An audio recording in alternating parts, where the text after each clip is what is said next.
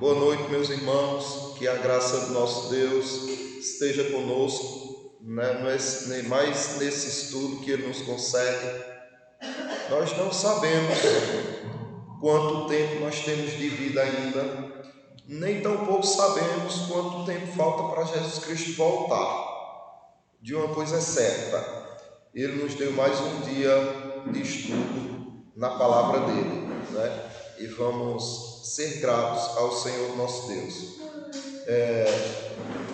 Nós vamos dar continuidade ao estudo a respeito da comunhão dos santos, da importância de nós termos liberalidade para doarmos aquilo que nós temos para aqueles irmãos que sofrem mais dificuldade, que carecem de alguma assistência. Quando Deus nos dá recursos, Ele nos dá recursos para que a gente tenha possibilidades de ter algum alívio através do uso desses recursos, mas também para que a gente seja abençoado, sendo misericordioso com outros e atendendo às necessidades destes. O texto que nós paramos foi de 2 Coríntios, capítulo 8. 2 Coríntios, capítulo 8. Do verso 1 ao verso 24, só que nós estamos, deixa eu ver qual é o verso que a gente está aqui, 2 Coríntios 8, do 1 ao 24.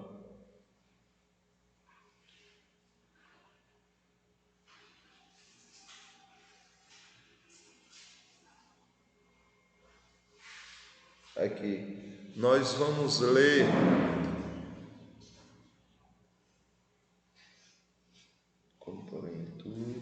aqui, do 7 ao 8. Não, do 7 ao 9. Do 7 ao 9. 2 Coríntios, capítulo 8, do 7 ao 9, que foi onde nós paramos. Que diz assim: como, porém, em tudo manifestais superabundância, tanto na fé e na palavra, como no saber, e em todo cuidado, e em nosso amor para convosco, assim também abundeis nesta graça. Em que graça? Na graça de doar, na graça de socorrer os necessitados. Não vos falo na forma de mandamento, mas para provar, pela diligência de outros, a sinceridade do vosso amor.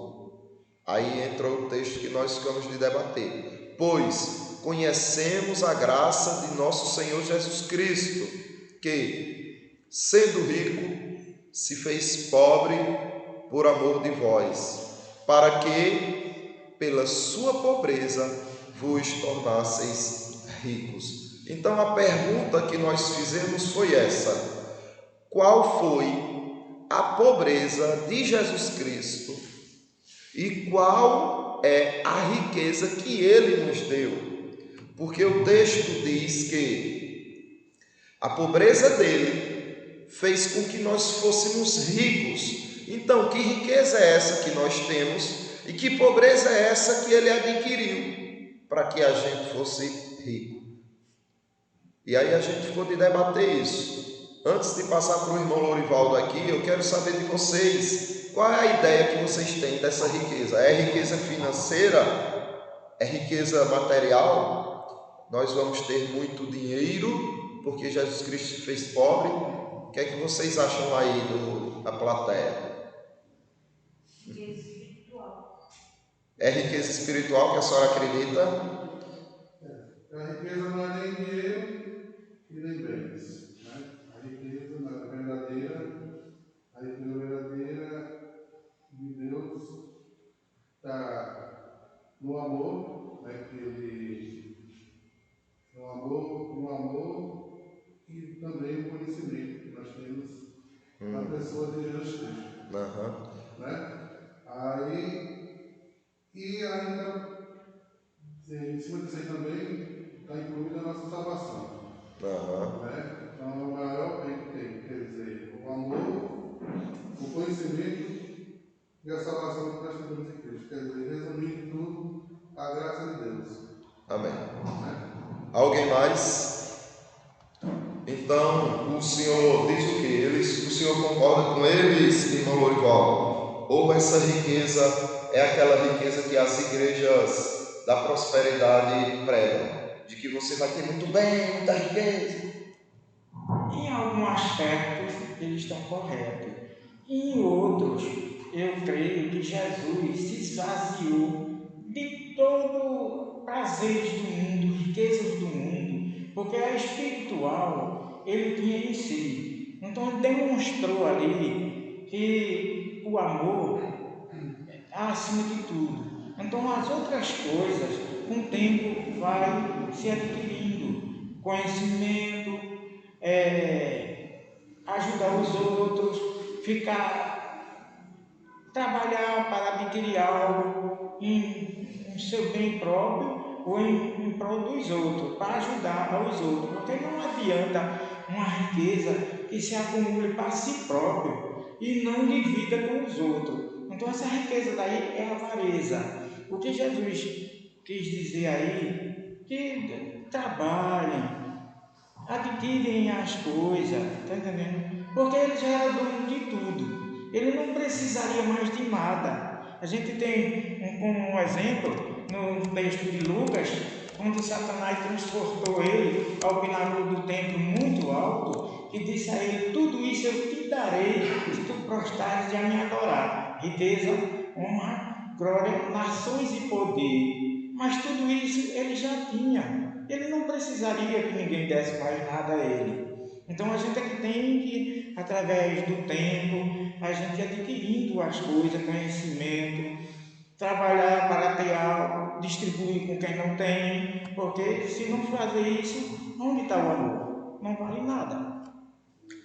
É verdade. No caso, e a questão da teologia da prosperidade? O senhor acredita que eles têm razão em dizer que Jesus Cristo se fez pobre, ou em dizer que Deus tem esse dever, essa obrigação de fazer com que a gente tenha bens, tenha saúde, tenha riqueza? O senhor acredita que isso daí também tem a ver? Olha, a prosperidade, meu irmão, eu creio que é para todos. Agora, aquele que tiver mais sorte de alcançar seus objetivos, está entendendo? Então, busque, procure, não é, irmão? Porque às vezes o camarada é uma pessoa muito trabalhador, mas ele não é próspero. E tudo que ele faz não dá certo, porque às vezes ele está perdendo tempo em uma área que ele poderia melhorar, mas ele não busca essa melhora para si. Então o que Deus diz? Trabalha, te esforça, faz algo para ver se tu melhora, mas o homem é aquele homem que fica ali neutro, parado, sem querer produzir. Não sabe administrar corretamente. Feito o apóstolo Tiago diz, né? Que ele às vezes não tem porque ele não sabe administrar o que ele tem. Mas o senhor acredita que é possível um crente fiel, que trabalha e que faz as coisas bem, é possível ele também sofrer alguma necessidade financeira, ou é impossível disso acontecer? Não, é possível sim. Todos nós temos essas condições de a gente passar por motivos negativos, motivos prósperos, tá entendendo? A fartura, a época de perder, e a tudo isso a gente tem que passar, porque se a gente não passar por isso, não está, como está no livro de Eclesiastes, não tem que determinar para tudo. E outra coisa, aí a gente lembra de Jó, não é? É verdade. Que de repente virou um miserável, né? Perdeu tudo que tinha, inclusive a saúde. A gente lembra de Asaf, que era um homem fiel a Deus, íntegro, fazia as coisinhas certas e até disse a Deus: que adianta eu fazer tudo correto e sempre me dar mal? enquanto os ímpios só prosperam, né? Aí Deus disse, olha, veja o fim que eles vão ter e veja o seu fim. E aí quando Deus mostrou isso a ele viu o quanto era rico, não é? Então, que riqueza seria essa, meus irmãos? Por exemplo, abram em Isaías para a gente ver uma coisa interessante aqui. Isaías 53.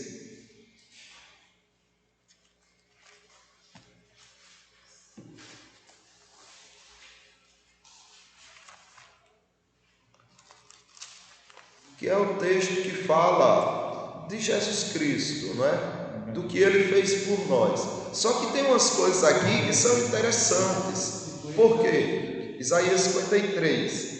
Porque está dizendo que o que Cristo fez por nós, com seu sofrimento, com sua dor, com sua pobreza, com sua morte.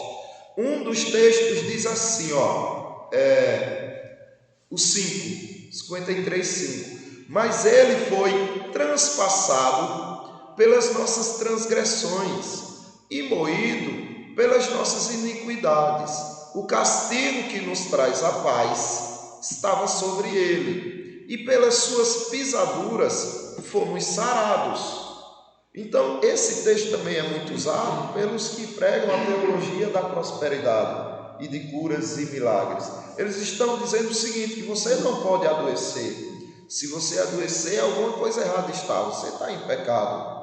Porque Cristo, pelas suas pisaduras, sarou o crente. Se você está sarado, como é que você está doente? E tem mais, ele diz, aqui no versículo...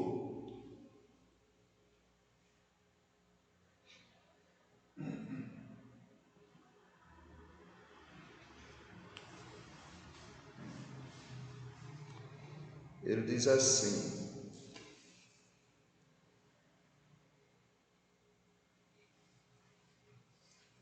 vamos ver o versículo 10, que diz assim, todavia ao Senhor agradou Moelo, fazendo-o enfermar. Quando ele der a sua alma em oferta pelo pecado, verá a posteridade e prolongará os seus dias, e a vontade do Senhor prosperará nas suas mãos. Mas ele diz outra coisa aqui, que as nossas enfermidades, ele fala, procurem aí, seu povo. Aqui no Isaías, fomos sarados, mas tem outra parte também ainda que ele diz com mais evidência. Sim, é aqui o 4. É o 4. Veja só. Certamente ele tomou sobre si as nossas enfermidades e as nossas dores levou sobre si, e nós o reportávamos por aflito, ferido de Deus e oprimido. Então, se ele tomou sobre ele as tuas enfermidades, o que é que tu está fazendo doente ainda? Como é que pode? Se ele adoeceu, ferido, machucado, maltratado, para que você fosse curado, né? Ele levou sobre si as nossas enfermidades e levou também as nossas dores. Como é então que você ainda sente dor, sofre? Como explicar isso? Porque a teologia da prosperidade trabalha em cima desse texto também, para dizer que, se ele levou, você não pode estar com ela. Ou você não é crente, por isso que ele não levou, ou você é crente e está em pecado, por isso que essa enfermidade está com você, essas dores. O que é que vocês acham? Assim, eu vou falar em cima daquilo que o irmão falou ainda, para depois chegar aí.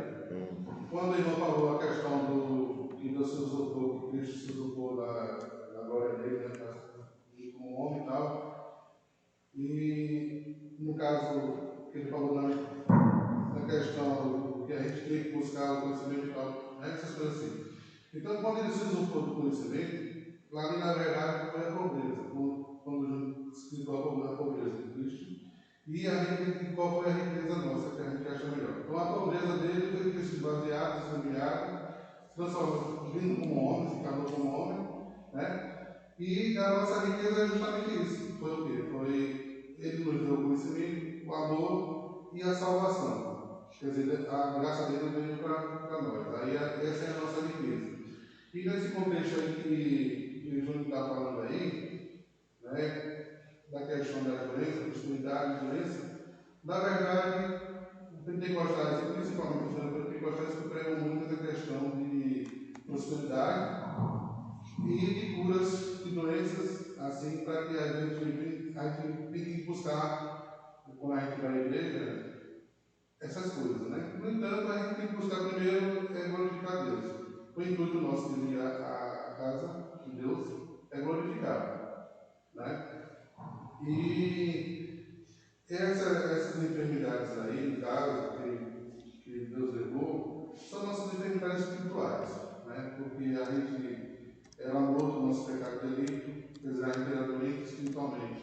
Então ele levou a nossa doença espiritual, nos curou da nossa doença espiritual e nos deu a salvação. Ficamos curados. Quanto à doença física, essa aí nós vamos ter, até o dia que a gente vai morrer. Isso é diferente, mas existe a medicina. A gente usa os medicamentos, vai ao médico, usa a cura através da medicina. Se Deus quiser nos curar extraordinariamente, se for a vontade dele, ele é soberano, ele pode fazer o que quiser. Mas não é dessa forma, a gente vai procurar a medicina. Então a gente sabe que essa cura que ele nos deu é uma cura espiritual. Sim, ok. Mas como é que a gente se baseia em quê? Porque eles também podem perguntar, tudo bem, é cura espiritual, mas por que não é as duas? Por que ele não levou? Se o texto está dizendo, é porque o texto fala das duas coisas, que ele justificou a muitos, ou seja, curou dos pecados a muitos, e também levou sobre si as iniquidades, ou levou sobre si as dores e as enfermidades. Será que não seria forçar o texto para trazer somente aspectos espirituais? Será que não está incluso também ali o aspecto físico? O que é que vocês acham? Por quê, pessoal? Veja, a gente tem que considerar isso também, viu? O 4 diz, certamente ele tomou sobre si as nossas enfermidades e as nossas dores levou sobre si. Aí nós o reputávamos por aflito, ferido de Deus. Só que em outras partes fala também no âmbito espiritual. Poderia ou não ser no âmbito físico também, que ele levou sobre ele as nossas enfermidades. Quando Jesus Cristo disse, busca primeiro o reino do céu, que todas as outras coisas te serão acrescentadas.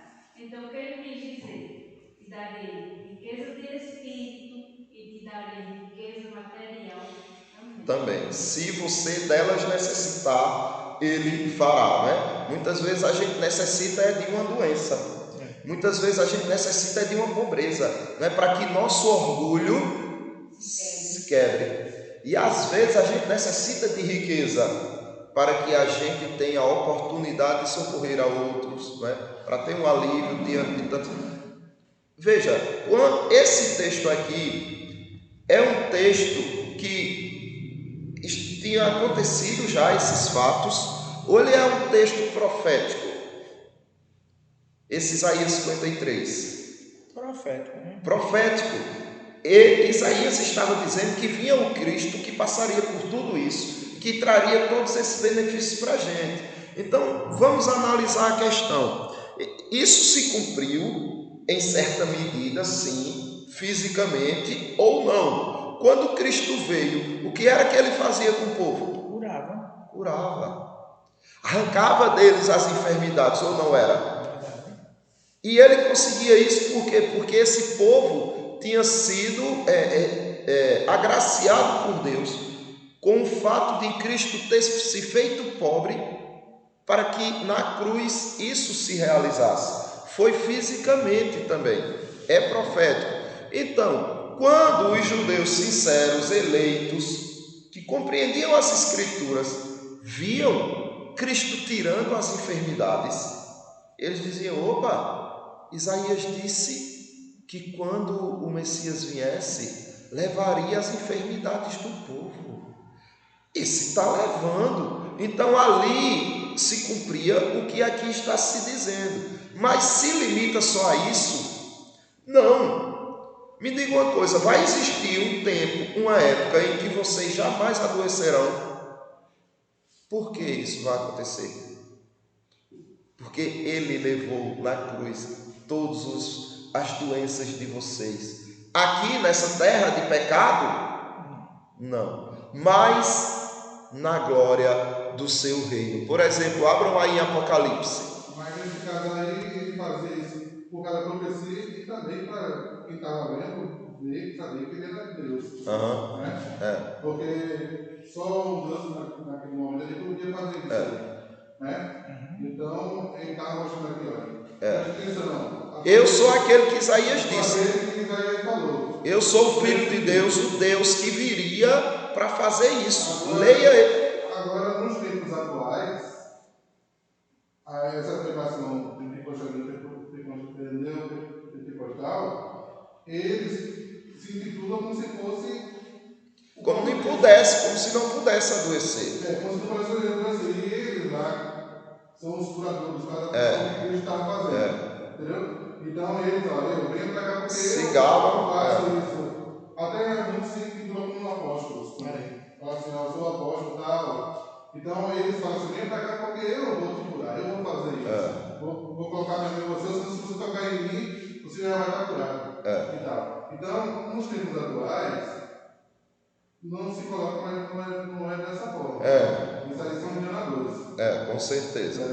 É. Então, o texto, ele é para o futuro, no caso da primeira vinda de Cristo, e também é para a segunda vinda de Cristo.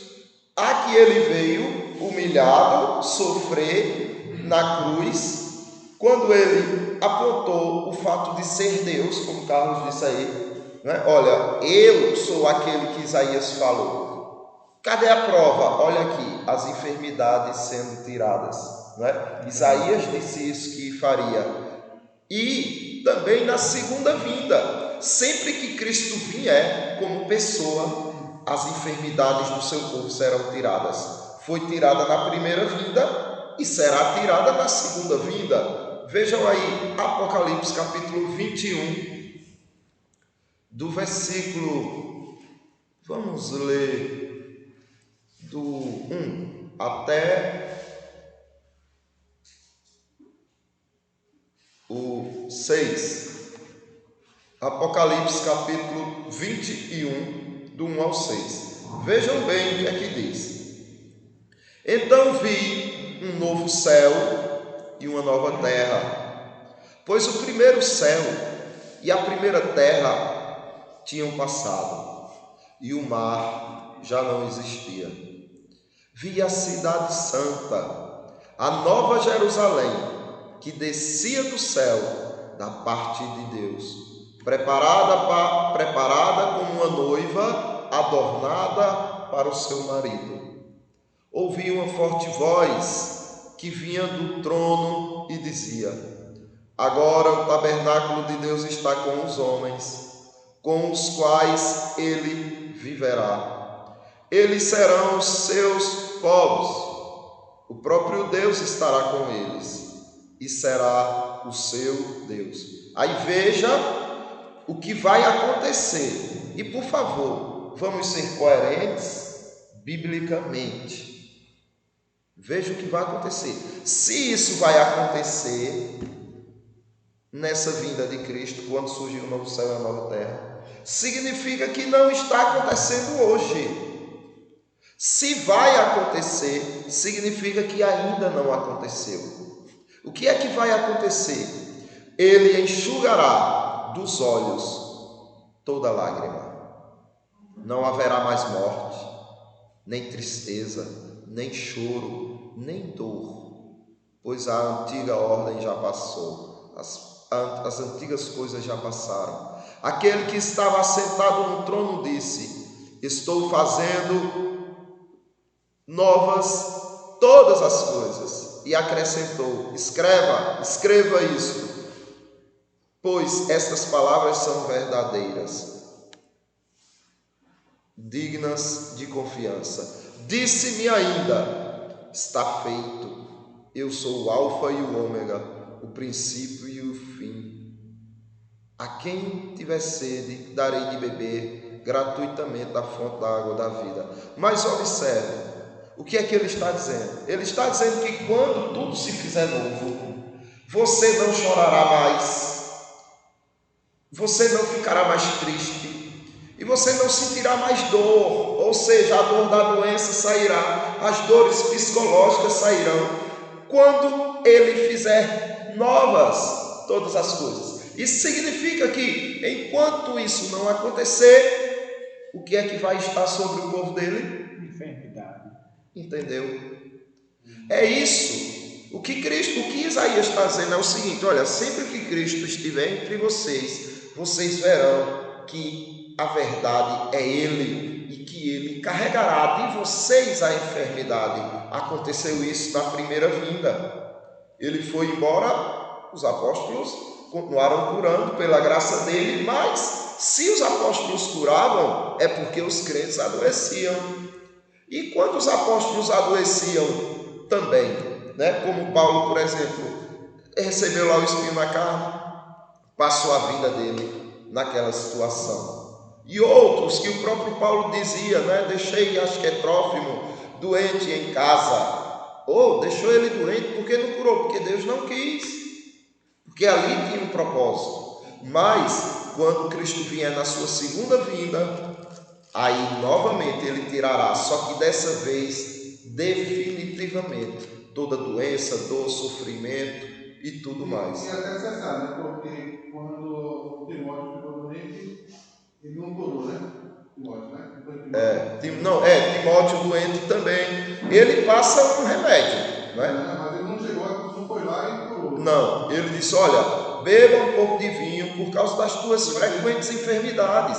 Veja, por causa das tuas frequentes enfermidades. Um pastor fiel e que andava com Paulo. Paulo disse: ó, toma essa receitinha aqui para quando tu estiver doente, tu ficar melhor. Entendeu?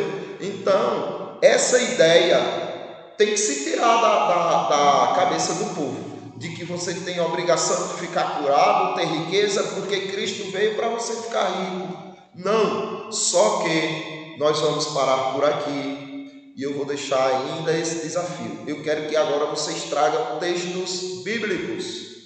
Quem vai estudar em casa é vocês. Textos bíblicos que provem que a riqueza que ele trouxe para a gente é no âmbito espiritual. Mas ele se fez pobre espiritualmente?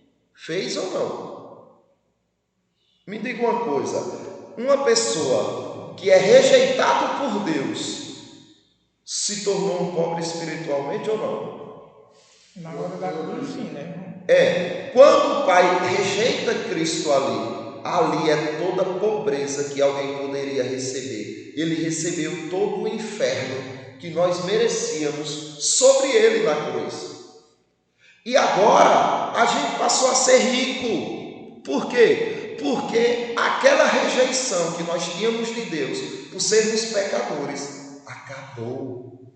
A parede da inimizade foi destruída. E Deus agora tem prazer no seu povo, em cada um de vocês. Isso é ser rico ou não? Só que eu quero que vocês tragam textos bíblicos. Eu vou trazer alguns aqui, mas eu só vou apresentá-los depois que vocês trouxerem os de vocês, tá certo? E eu encerro a minha parte com essas palavras. Diga, Carlos. Esse versículo aqui de Jeremias 9, 23 e 24. Diga lá. Assim diz o Senhor: Não se glorie o sábio em sua sabedoria, nem o forte em sua força, nem o rico em sua riqueza. Mas quem se gloriar, glorie-se nisto, em compreender-me e conhecer-me. Pois eu sou o Senhor e ajo com lealdade, com justiça e com retidão sobre a terra. Pois é dessas coisas que me agradam. Pronto. Senhor. Certo.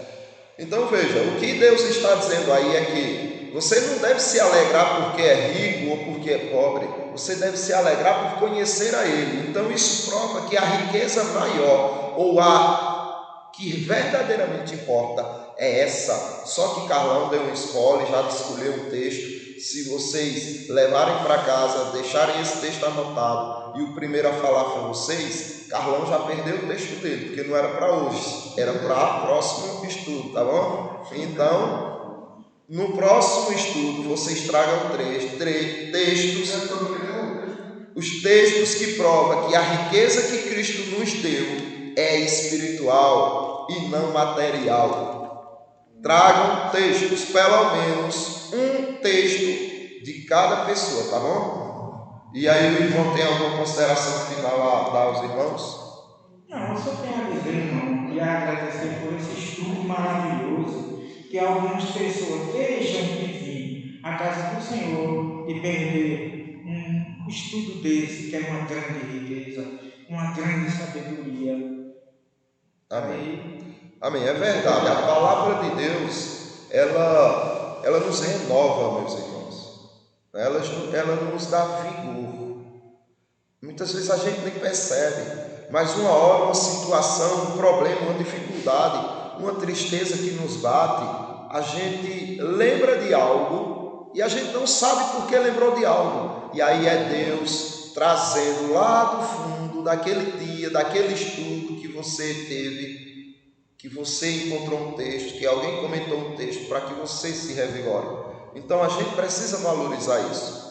Olha, a nossa vida espiritual é muito semelhante à vida material. Se a gente não consegue passar um dia sem comer e ficar tonto, fraco, a gente também não pode passar sem esse alimento espiritual, não é? Porque a gente não sente fisicamente, porque a gente se preocupa mais com esse lado físico, mas espiritualmente nós nos abatemos e chega uma hora que a gente não suporta. Então vamos nos alimentar, não é? Como Cristo disse, olha, uma comida eu tenho para comer que vocês não conhecem, vocês não sabem o que é. É a palavra de Deus que ele se alimentava, porque por isso o nosso mestre, como homem, venceu, certo? Porque ele estava muito bem nutrido com a palavra de Deus. Então vamos orar, encerrando esse momento, e também para participarmos do nosso momento ágape ali, não é? Da nossa confraternização. Oremos.